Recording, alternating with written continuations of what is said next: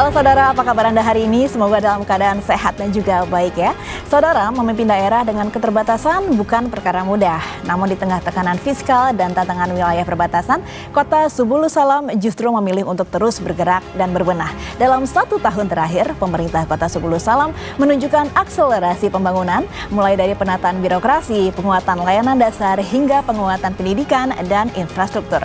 Lantas apa saja capaian penting dalam 1 tahun ini dan bagaimana pembangunan dilakukan di tengah keterbatasan dan kemana arah Subulu Salam akan melangkah ke depan? Kita akan bahas lebih dalam selama 30 menit ke depan bersama saya Egit Hapsari dalam Zona Inspirasi.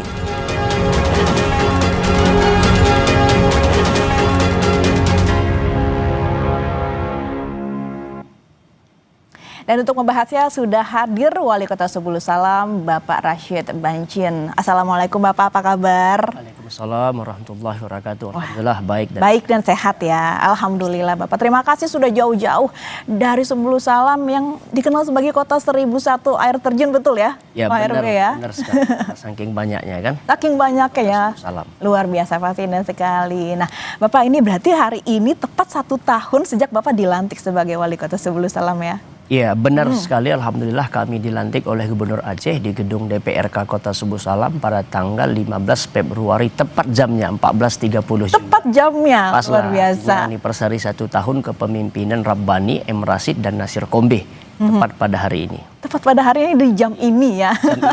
Ya, benar Mas selamat kalau gitu ya Pak HRB ya. Nah, tahun pertama kepemimpinan HRB Nasir ini kan disebut penuh akselerasi ya, walaupun ada di tengah keterbatasan fiskal, betul ya. Namun apa sih sebetulnya Pak HRB filosofi utama yang Bapak pegang dalam memimpin di tengah situasi sulit seperti ini? Ya, alhamdulillah begitu kita sah dilantik menjadi kepala daerah, maka di atas meja kerja kami ada sudah segudang problem. Salah satunya yaitu defisit Kota Subulu Salam yang mencapai 258 miliar lebih. Lalu ada menunggak honorer para perangkat desa itu 7 bulan di tahun 2024. Kemudian juga konflik agraria yang berkepanjangan semenjak Pemko Subulu Salam ini dimekarkan pada tahun 2007 silam. Maka oleh karena demikian filosofi kami adalah memerintah di tengah kekosongan, melayani di tengah kekurangan fiskal. Filosofi utama juga yang kami pegang adalah memaksimalkan yang ada, kemudian juga memprioritaskan yang paling berdampak kepada masyarakat dan menjaga kepercayaan publik. Tentunya dalam kondisi fiskal yang terbatas, pemerintah daerah tidak bisa bekerja dengan pola biasa. Kemudian setiap rupiah anggaran itu harus diarahkan pada program yang langsung menyentuh kebutuhan masyarakat seperti pelayanan dasar, infrastruktur prioritas, dan stabilitas sosial. Kepemimpinan kami M. Rashid dan Nasir Kombeh menekankan bahwa keterbatasan bukan alasan untuk stagnan. Kami tidak mau diam, kami harus justru bergerak. Kami harus dituntut bagaimana berinovasi dan juga tentunya hemat dan efisien dan berkolaborasi dengan semua pihak. Prinsipnya adalah bergerak cepat. Maka sering di Kota Subulu Salam kami bilang itu bek meh bin lencet. Ini bahasa kami campur Singkil dan Aceh, yaitu harus gerak cepat, gersep lah. Gercep ya? Tepat sasaran dan juga harus transparan sehingga masyarakat tetap merasakan kehadiran pemerintah meski ruang fiskal yang begitu sempit bahkan sangat berkurang. Itu Mbak. Oke, nah pemerintah Kota Subulu Salam juga melantik ratusan PPPK nih, dan juga ada juga yang dilantik sebagai PPPK paruh waktu ya Pak HRB ya. Kenapa penguatan SDM aparatur ini menjadi prioritas awal dalam setahun pertama? Benar sekali, kami juga pada tahun 2009 pernah merupakan menjadi tenaga honorer yaitu dai perbatasan. Kami sangat tahu persis bagaimana nasib rekan-rekan para honorer ini. Maka juga penguatan SDM aparatur menjadi prioritas karena memang ya kualitas pelayanan publik sangat bergantung pada kualitas aparatur. Dalam kondisi anggaran yang terbatas, peningkatan kinerja tidak selalu bisa mengandalkan pembangunan fisik semata.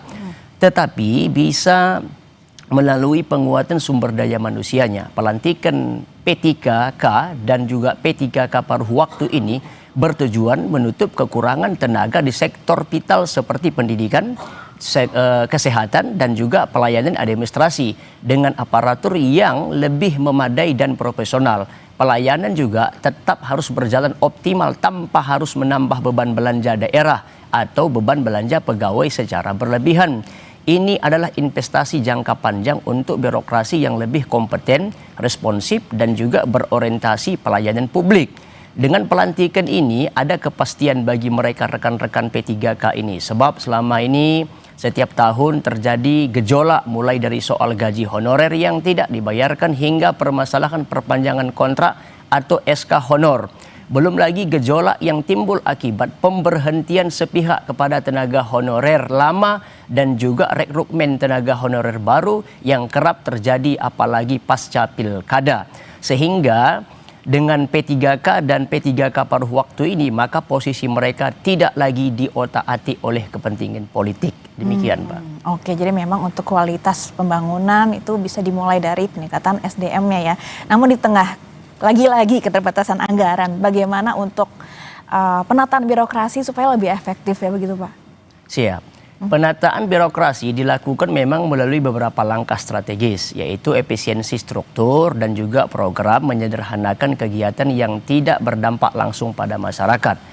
Membebani penempatan aparatur untuk memastikan setiap posisi diupayakan diisi oleh SDM yang sangat tepat.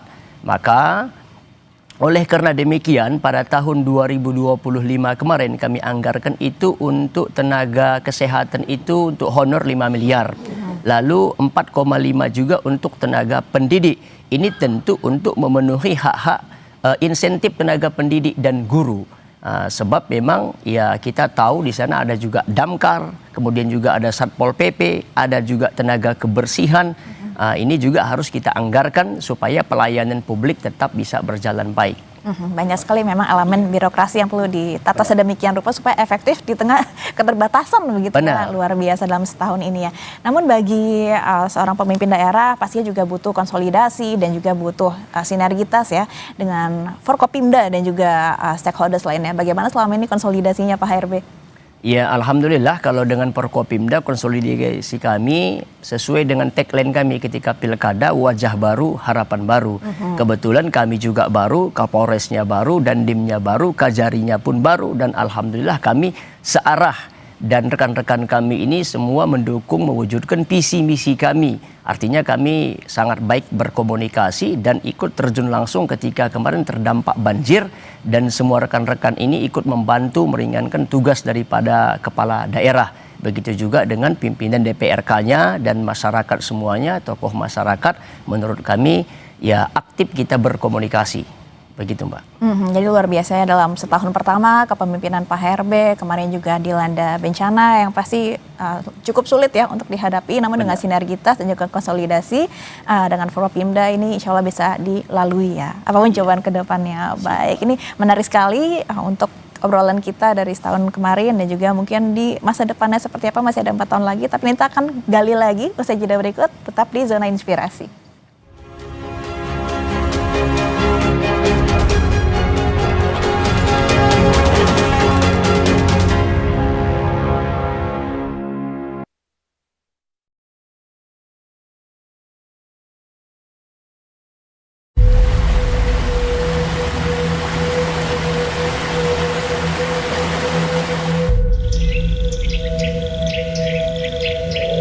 I can hear the sound of nature.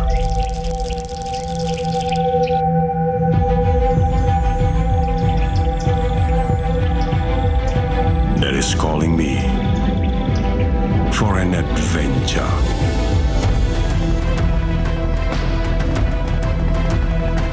This is the story about a journey to explore the natural beauty and experience the cultural diversity.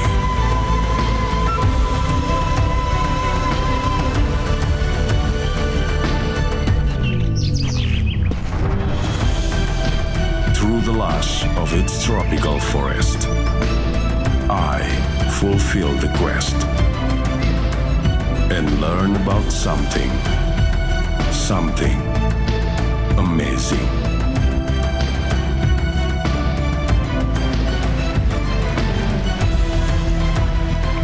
With so many waterfalls, I think I don't have enough time to see it all.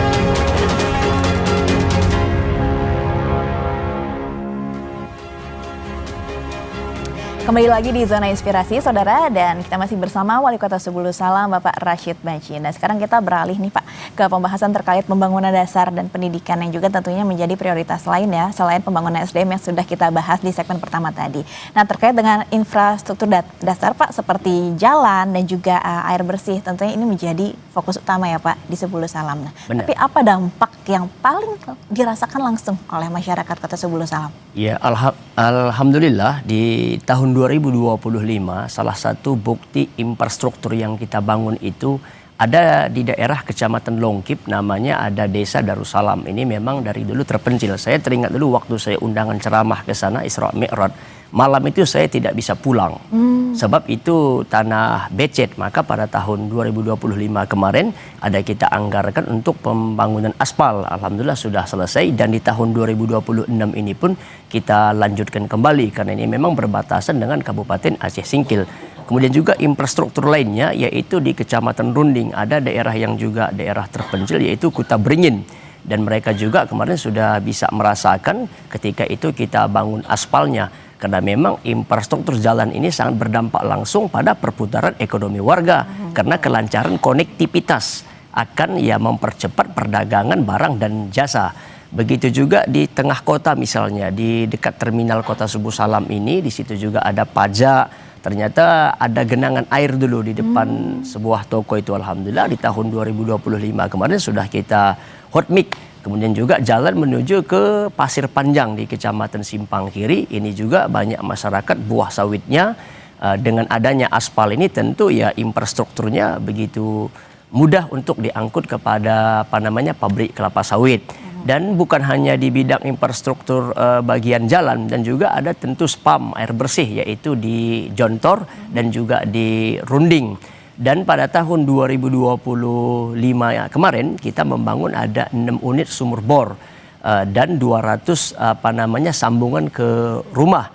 Dan juga spam Jontor ini dulu pompanya hanya 1, lalu di tahun 2025 kita anggarkan lagi dibeli itu 3 yang baru, sehingga sudah bisa beroperasi di akhir tahun 2025 kemarin, dan kami pastikan di tahun 2026 ini akan berjalan lancar spam yang ada di Jontor dan juga yang ada di Kecamatan Runding. Begitu kira-kira Mbak. Oke, ini kondisi seperti ini, tidak ada aspal dan infrastruktur seperti ini sudah berlangsung berapa lama sebetulnya?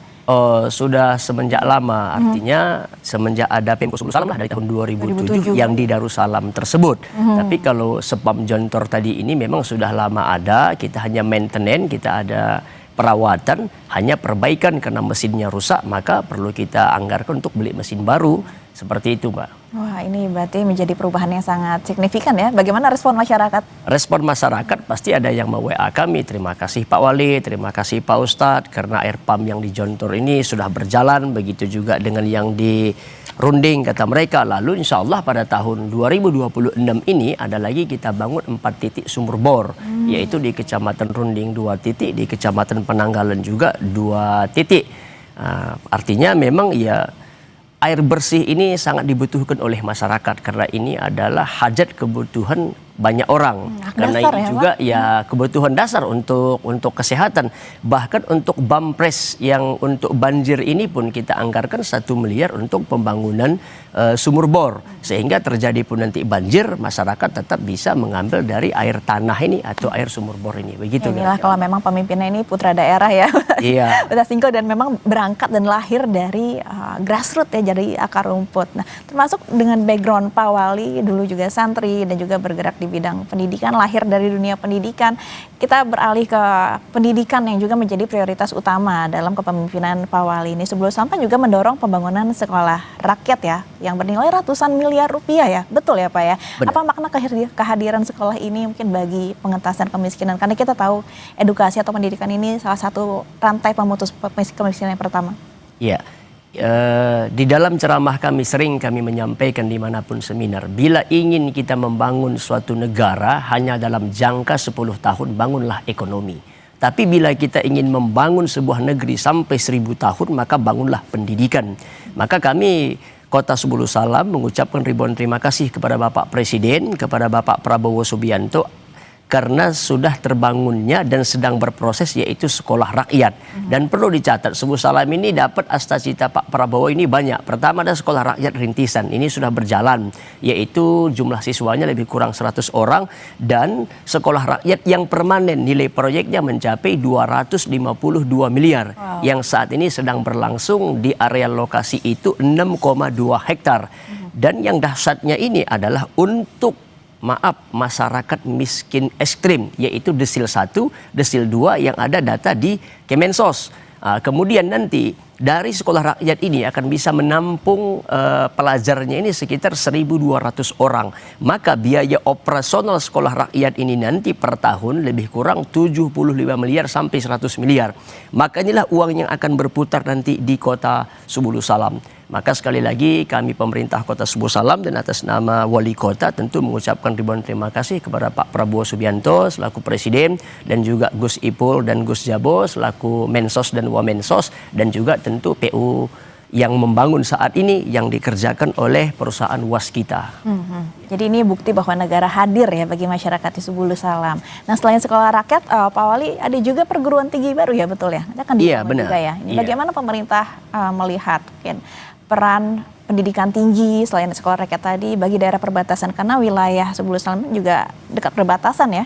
Benar, benar sekali. Dalam misi kami buat di sana ketika kami menang menjadi kepala daerah, maka kami ingin mendirikan 2 perguruan tinggi. Sebetulnya ketika kami dulu pimpinan pondok pesantren, kami sama-sama dengan Abu Firdaus Jannatul Firdaus ini merancang pada tahun 2020 mendirikan kampus, tapi mentok.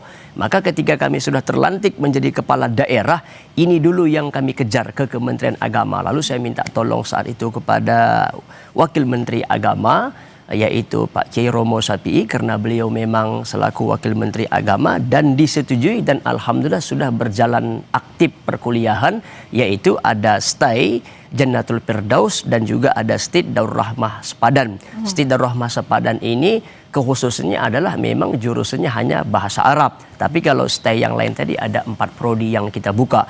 Artinya kami konsen di daerah perbatasan ini karena Sebulu Salam adalah pintu gerbang masuk Aceh. Dari Sumatera Utara, karena kita langsung perbatasan. Lalu kami ingin memang ya sehat masyarakatnya, harus kaya dengan literasi dan intelektualnya juga harus tinggi, karena di kampung kami ini adalah lahir daripada Syekh Hamzah Al-Pansuri, yaitu yang merupakan sastrawan pertama di Republik Indonesia ini. Begitu kira-kira. Dan harapannya ke depannya akan muncul lagi sastrawan, ilmuwan, dan juga putra daerah yang membangun perekonomian dan juga membangun negara ya. Nah, bagaimana dari Pak Wali sendiri melihat pendidikan tinggi selain pendidikan dasar tadi sebagai investasi atau pembangunan jangka panjang di Sebulu Salam?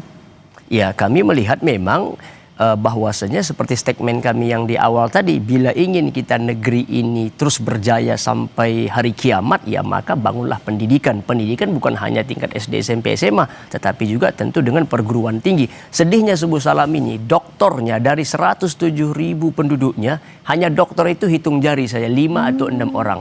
Bahkan belum ada yang profesor. ASN kami saja baru 1 yang doktor, itu pun meminta pindah beliau menjadi dosen. Nah, begitu sedihnya. Maka kami semangat sekali untuk memang mendirikan ini kampus dan juga ya mengajak kepada warganya untuk terus mencintai literasi dan lanjut terus kuliah. Begitu, Pak. Siapa tahu bisa kuliah di luar negeri kayak Pak Wali ya dulu ya. Amin. Amin. Nanti kita akan ngobrol-ngobrol tentang Sebulu Salam ke depannya seperti apa, tapi usai jeda berikut tetap di Zona Inspirasi.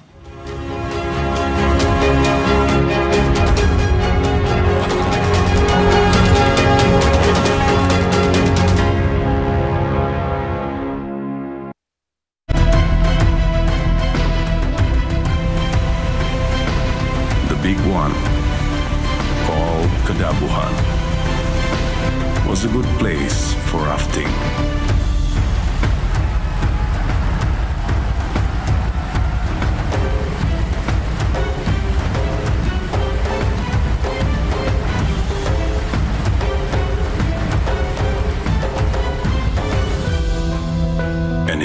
Pegunungan.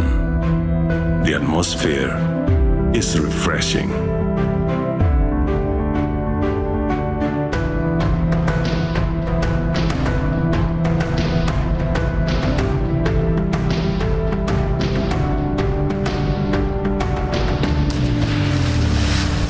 It's not just about the nature, but also the diversity of its culture.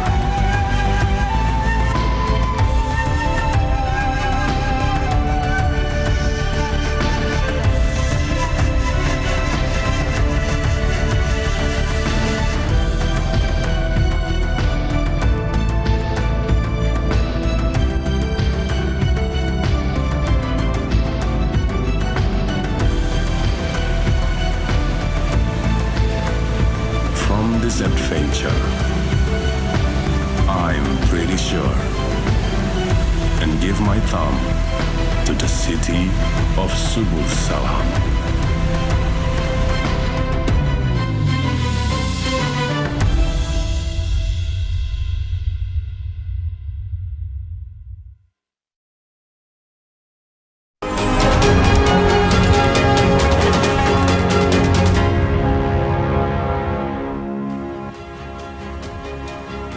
Terima kasih saudara, Anda masih menyaksikan Zona Inspirasi dan kali ini kita akan beralih pembahasan seputar kolaborasi nasional, sosial dan juga masa depan masih bersama Wali Kota Subul Salam Bapak Rashid Banjin.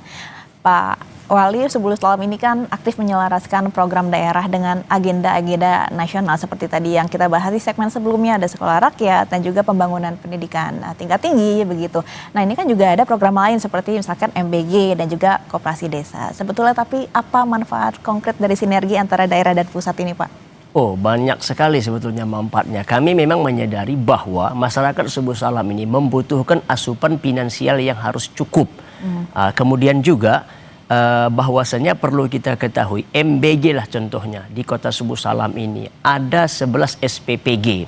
Kita tahu itu di Kecamatan Runding 1 SPPG, di Kecamatan Sultan Daulat ada 2, kemudian di Kecamatan Simpang Kiri itu ada 6, di Kecamatan Penanggalan juga ada 2 yang masih kosong yaitu di Longkip.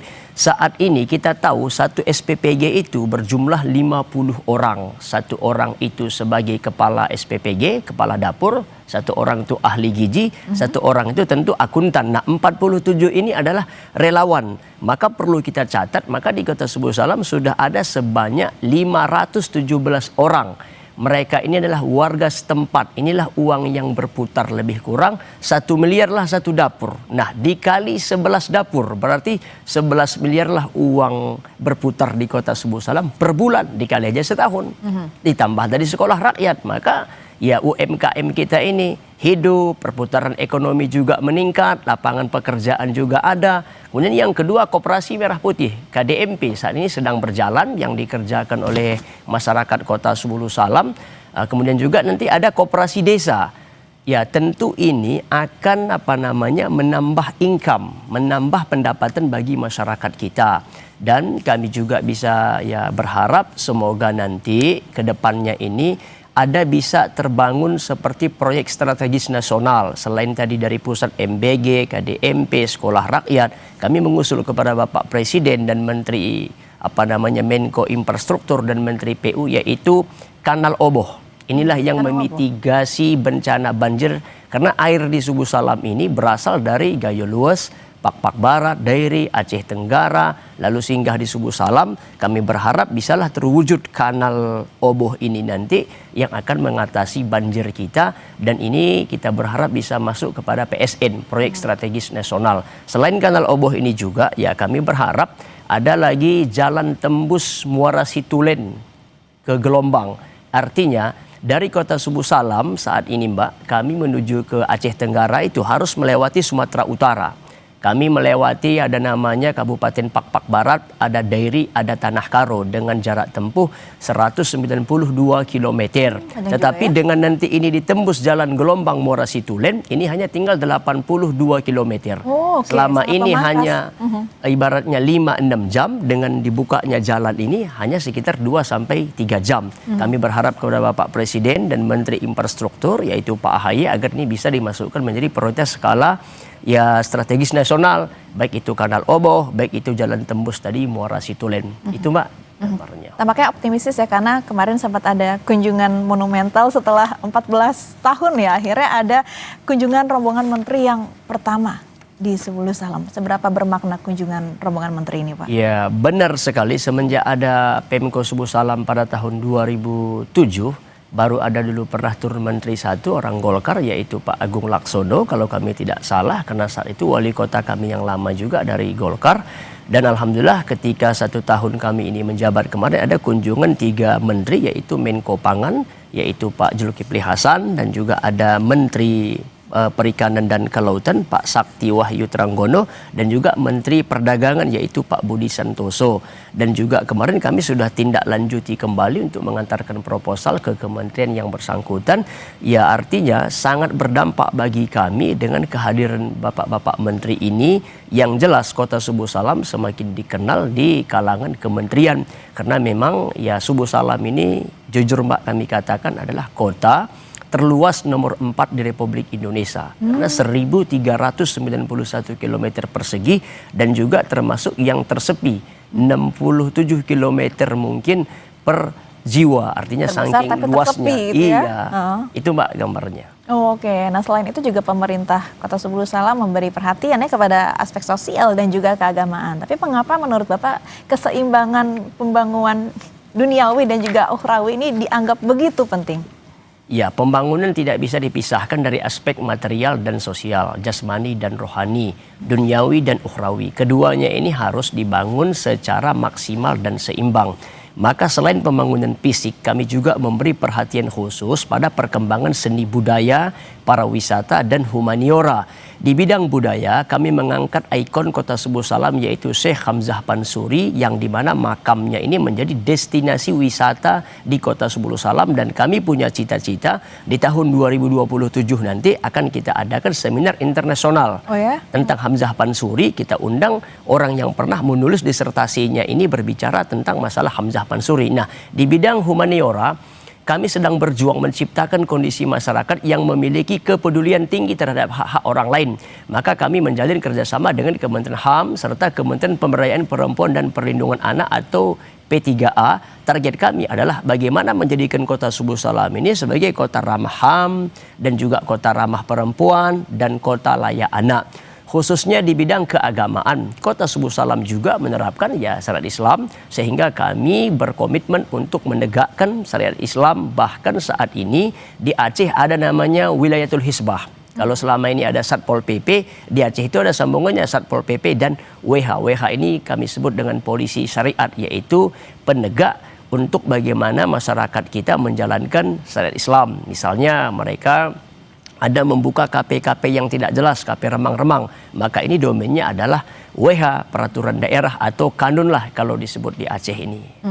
Oke, tapi di tengah capaian dan juga optimisme yang selama ini kita obrolin sejauh ini, Pak, tantangan terbesar ke depannya bagaimana? Karena juga kami mendengar ada interpelasi yang bergulir ya dari DPRK sana, bagaimana tanggapannya, Pak?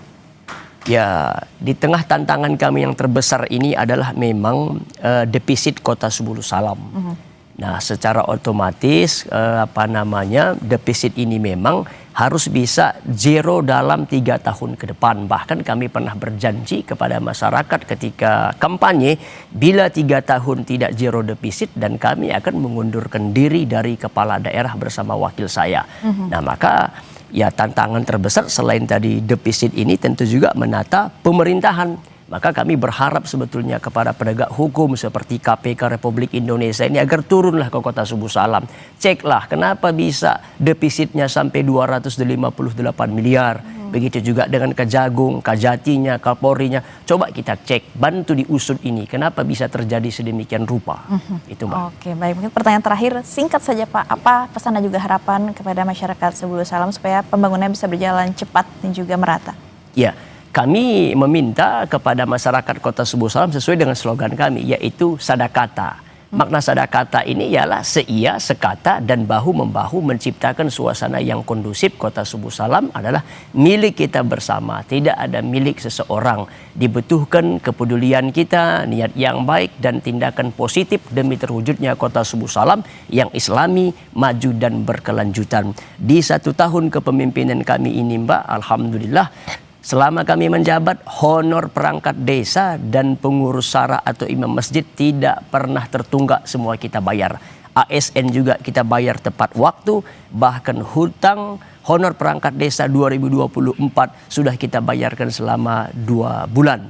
Mungkin itu yang dapat kami sampaikan, Mbak. 1 tahun kepemimpinan kami, saya tetap berhusnuzan dengan keadaan Kota Subuh Salam. Insya Allah bisa zero dalam jangka 3 tahun. Baik, pokoknya dalam setahun ini sudah terasa wajah baru, semangat baru bagi Kota Subuh Salam. Terima kasih Pak Wali sudah hadir di Kompas TV jauh-jauh Baik, Mbak, dari terima Subuh kasih Salam. sudah mengundang kami. Semangat terus 4 tahun ke depannya, semoga dilancarkan semua masyarakat. Amin.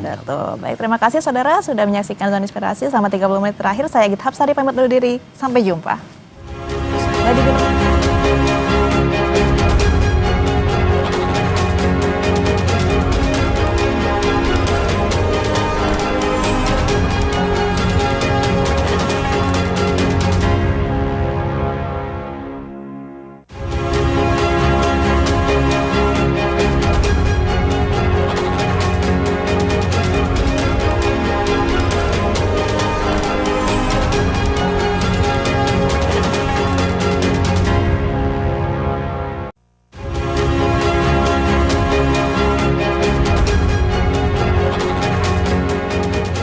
Terima kasih Anda telah menyaksikan Zona Inspirasi yang dipersembahkan oleh